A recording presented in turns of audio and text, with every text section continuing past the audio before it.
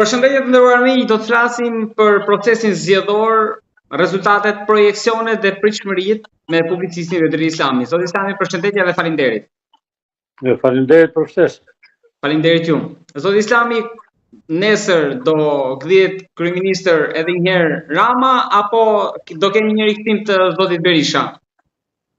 Shikoj, këto janë ndoshta zgjedhjet politike më pak interesante se sa mund të jenë zgjedhjet normale, sidomos pasi një qeveri, një grupi politik caktuar, në këtë rast edhe së majtës në Shqipëri, ka qeverisur për 12 vite. Normalisht në Shqipëri rotacioni politik, por edhe kudo në botë, në shumicën e vendet të botës, ndodh pas 8 viteve, 12 kanë qenë shumë. Tani është fjala kjo qeveri do të vazhdoj edhe 4 vite të tjera, apo do të kemi një ndryshim të qeverisë. Mendoj para se ta shkruajmë këtë punë, është rëndësishme të shohim diçka tjetër që në bindjen time është më thelbësore se kush do na qeverisë. Pra, çfarë do përfitojnë shqiptarët nga qeverisja aktuale apo nga ndryshimi i qeverisë? Pra, a do të ndrohet mendësia pushtetit për të qeverisur Shqipërinë? A do të kemi një klasë të re politike parlamentare e cila mendon si idealiste dhe vizionare, apo do të kemi një klasë politike të bindur ndaj shefave tyre, të cilët qoftë në pozitë, qoftë në opozitë, ndryshojnë pak gjëra. Bindja e përgjithshme dhe sondazhet që janë bërë kohët e fundit, edhe nga jashtë Shqipërisë, sepse Shqipëria në këtë periudhë është në monitorimin e shumë institucioneve ndërkombëtare, thonë që nuk do të kemi ndryshim të qeverisjes. Pra, do të vazhdoj i vetëm, ose me ndonjë koalicion të vogël, që ose nuk përbën numrin 71 të deputetëve, qeverisja e zotit Rama.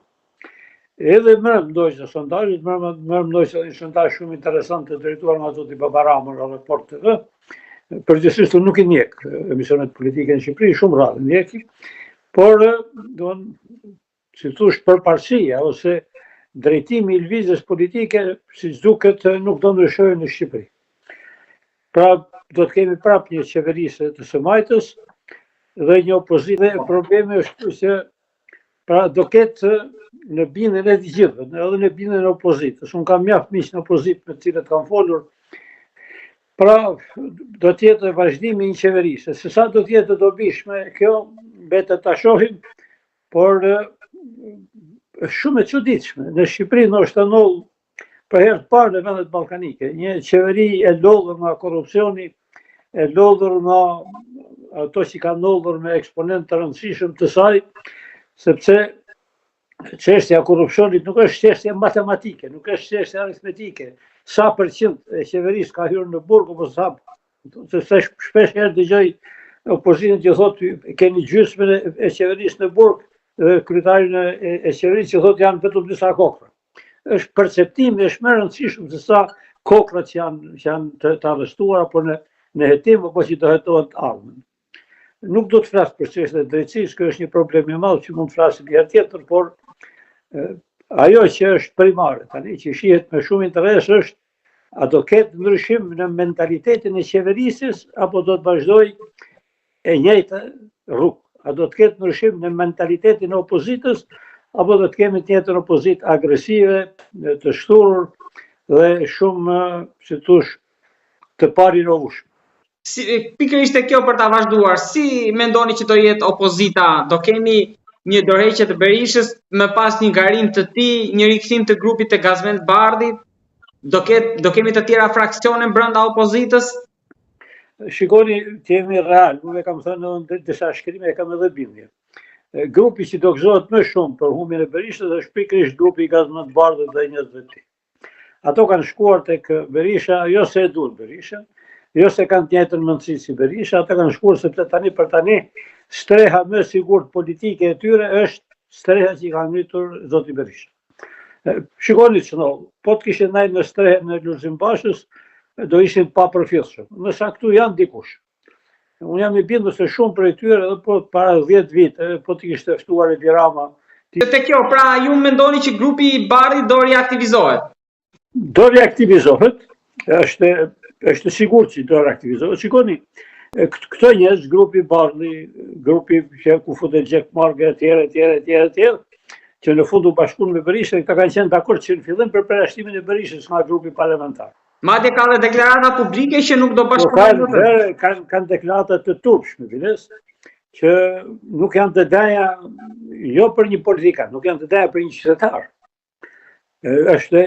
Nuk e perceptoj dot, për shembull, si mund ta di, nuk kam qenë pjesë e një elite drejtuese të UÇK-s, nuk e perceptoj dot që sot me ato njerëz të cilët kanë bashkëpunuar disa vite tani të shfaq kundërshtim ose të ka qenë e turpshme që ndodhi ajo sulmi mi Godinën, ato grinjet, ato fyrjet kështu perverse si fëmijë të inatosur, por ato nëse humb Berisha, dhe nëse humb më thellë se sa në vitin 2021, në dy rastet ato do aktivizohen. Pra ato mezi preshin që Berisha të bjerë nga kali, të hypin vetë në të kalë, të realizojnë ato aspiratat që kanë, apo drejtimet që kanë. Kjo është një çështje që takon opozitës, po e keqja është se opozita aktualisht ka pak shanse të rinovohet. Edhe Majta ka pak shanse të rinovohet, kemi real. Sepse pavarësisht se që janë futur këto frymë të reja, emra të reja këto, mendësi të reja nuk janë futur. Unë e njoh për shembull grupin që është propozuar nga Partia Socialiste për deputet në Shkodër. Të them të drejtën, gjysmën e tyre, ose më shumë se gjysmën e tyre, do ndroja me dëshirë me ato që ka futur Lëvizja Bashkë si deputet. Janë shumë me intelektual ato, nga familje shumë të njohura, ose njerëz me shumë idealista se këto tjerë. Atëherë pse nuk po vjen e reja? Po pse nuk vjen e reja, sepse ka disa gjëra pse nuk vjen e reja. E para që është më e rëndësishme, e reja ka ngelur në durë të atyre që mendojnë për karrikën e tyre, për kohëtukun e tyre. Ndryshimet kushtetuesit vitit 2008 janë thelbësore që të mos ndodhe reja. Cili kryetar do që afër vetes në mendsinë e politikës shqiptare, flasun të ketë një njeri i cili mund ta zvendësojë nesër më njëherë. Në gjitha politikat e botës gjithmonë qëndron në hije, thosha, një alter ego i liderit partijak, një njeri që nesër është i gatshëm ta marrë përsipër. Unë nuk mund ta them sot cili nga ato që bën pjesë në kupolën drejtuese të Partisë Socialiste nesër mund të zvendësojë Edi Ramën. Asnjëri aktualisht. Asnjëri. Nëse për shembull në 2005 ka qenë Edi Rama që mund t'i dilte Fatosnanos, sot nuk i del kush Edi Rama. Jo vetëm se është me trup të madh, por ka vendos autoritetin, ka vendos autokracinë. Shikoni, edhe në një regjim demokratik, pluralist, një grup, një element që zgjatet në pushtet mund të kthehet në autokrat. Dhe autokracia në partitë shqiptare është shumë e dallueshme. Pra është një vendosëse. Mendoni ju se sot aktualisht mund t'i dalë njëri përballë Berishës? Asnjë. Mund t'i servilosin Berishës, mund t'a hyndizojnë Berishën, mund t'a hyndizojnë Edi Ramën, nesër mund të hyndizojnë Agon Shehen ose atë tjetrin Llapaj që ka që nuk pëlqen fare, por nuk mund të synojnë që ballë për ballë të futen për shembull dhe të kandidojnë kundër tij. Është e pamundur. Edi Rama që kur ka marrë pushtetin nuk bën zgjedhje. Pse nuk bën zgjedhje? Sepse e di që asnjëri prej tyre nuk guxon të as kandidojë. Pra e reja nuk vjen sepse e vjetra mahet fort pas ligjeve që ka krijuar për të qëndruar e vjetër. Pra nuk ka krijuar hapësirë. Nuk ka krijuar hapësirë. Unë nuk kam drejtuar një periudhë vështirë një organizatë që ka patur qindra e mira antar, që themelojnë ÇK-n e këto. Pavarësisht se duket kështu, ndoshta pa bezueshme, ne kemi pasur frymën liberale dhe frymën kundërshtuese brenda strukturave tona shumë herë më të thelluar se sa kjo. Sepse nëse një parti nuk ka frymëmarrje, nuk ka liri, nuk ka, si thosh, vizion të shpërndar edhe tek anëtarët e saj, jo vetëm te kryetari, atëherë kjo parti është destinuar të kthehet në parti despotike të kryetarit. Dhe dashje pa dashje ne kemi parti despotike, të cilat nuk e lejojnë tren të futet aq lirshëm. Nuk e lejojnë. Edi Rama, ka shumë siguri apo ka edhe ndonjë frikë? Ka ndonjë kemi ne pra elektorati i heshtur mundet të bëj të dy liderët e partive të mëdha nuk kanë më frikë. Ato e kanë nënshtruar partinë. Ato e dinë që partia mund të si thush, ashpërsohet vetëm në momentin kur ato të shqasin thellë. Berisha pas 11 majit do ketë probleme. Do ketë shumë probleme. Edi Rama nuk besoj të ketë probleme. Edhe këto, që thush, mos marrëveshje tani shumë, jo me Tom Doshin, jo me Lapajt, jo me këto, janë kalimtare. Këto janë sa për të kryuar, që thush, me shumë kuriozitet për zgjedhje. Është e pa mundur. Pra do të qahet sërish, Partia Demokratike do të qahet sërish pas këtyre zgjedhjeve. Pikori, ajo do të ketë dy rrugë. Ose frymat despotike e Berishës do të jetë misunduse dhe do largojë nga partia disa njerëz, ta zënë Bardhi apo çekmarka jo, është që puna kulat, që të përdoret lehtë kështu. Mungesa e karakterit është e theksuar e karakterit politik, të jemi rarë. Edhe, pra mund të rritet, si thush, despotizmi i Berishës në parti. Edhe, ai mund të largohej, ose disa mund të largohen, por përvoja 35 vjeçare e shkërmoqjes Partisë Demokratike ka dëshmuar se njerëzit ikin, por nuk kanë fos pastaj të veprojnë. Ka ikur, të them deri Kanceka. Ka ikur pastaj grupi tjetër i Dostit, i Shehut, i këtyre. Ka ikur pastaj grupi i këtij që ishte sekretari i përgjithshëm ministri Pollos. Ka ikur grupi Bashës. Kanë ikur shumë grupe, por nuk kanë patur efekt. Të gjithë janë kthyer. Sepse despotizmi i ka majtur njerëzit të revoltuar vetëm një çast, deri aty ku kanë filluar ta kuptojnë se interesat e tyre materialiste po preken. Në Shqipëri idealizmi është një temë tabu. Temë real, materializmi është temë thelbësore. Pra njerëzit nuk rendin më mas vizionit dhe mas idealizmit. Unë nuk e kam gjetur të shumë pak njerëz, e kam gjetur çështjen ideale po çështje kombëtare. Edhe temë real, më shumë e kam gjetur në jug se në veri. Pra, ndoshta nga që jam verior, kërkoj shumë më tepër nga bashkëqytetarët e mi, po unë jam edhe kombëtar, pra, do njëri që mburrem që jam nga Shqipëria.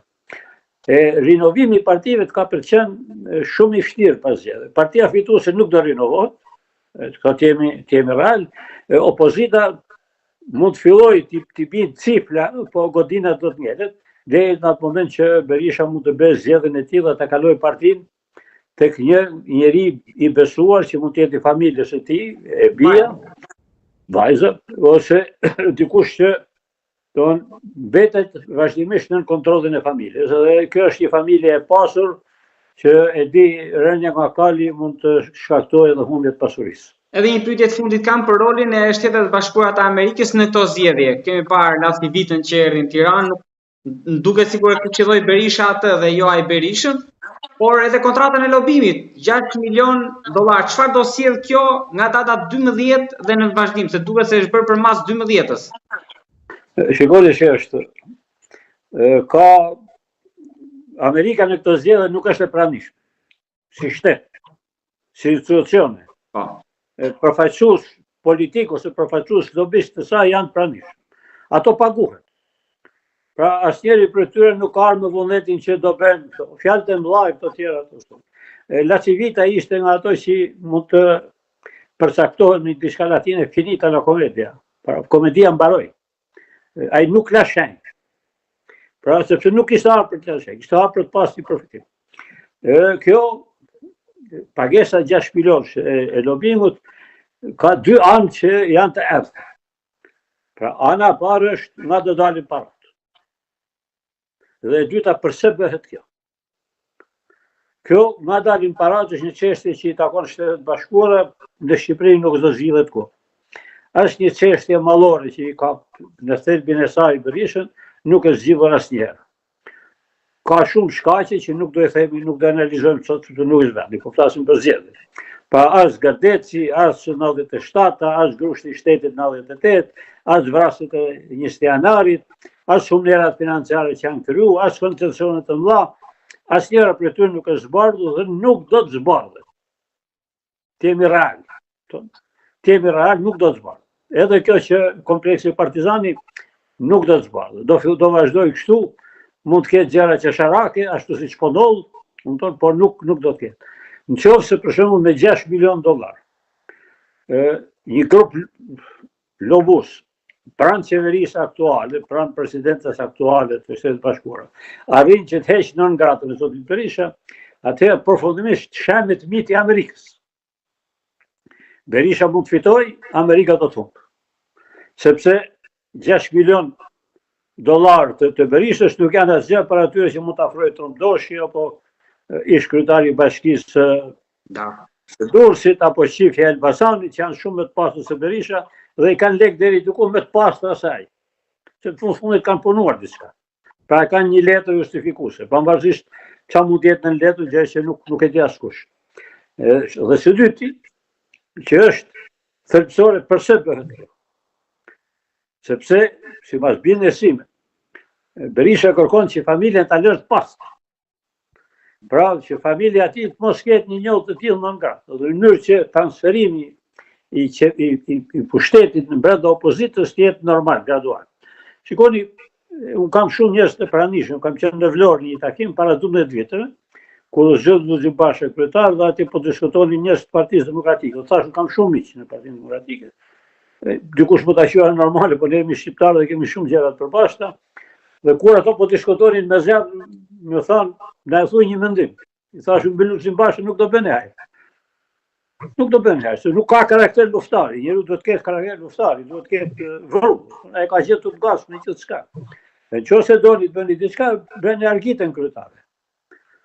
Pra e kam patur bindje që transferimi i pushtetit brenda familjes është një ëndër e Berishës. E kam patur këtë bindje, ndoshta mund ta bëj nesër. Por Amerika në këtë zgjedhje nuk është në Shqipëri. Ka që parëndësishëm jemi bërë në për to, sa që ambasador nuk po na sjellin.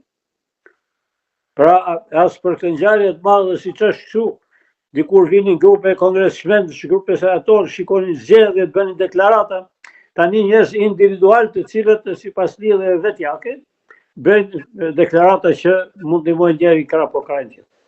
Unë kam patur këtë eksperiencë në 88-99 me kongresmenë apo senator amerikan, të cilët dilnin në mbështetje të luftës Kosovës për një çështje shumë të drejtë.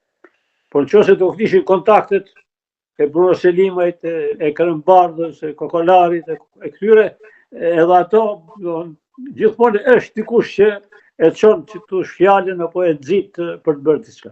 Po Berisha person që mos i njoh zgjedhjet Amerika nuk do njoh zgjedhjet? Shpreson që me provat që kanë grumbulluar, që sipas Berishës do i dërgojnë në Dasht dhe kanë vendosur dhe lime me Shtëpinë e Bardhë për t'i shpallur disa grupe në Durrës e qytete të tjera, organizata terroriste të blerjes së votës.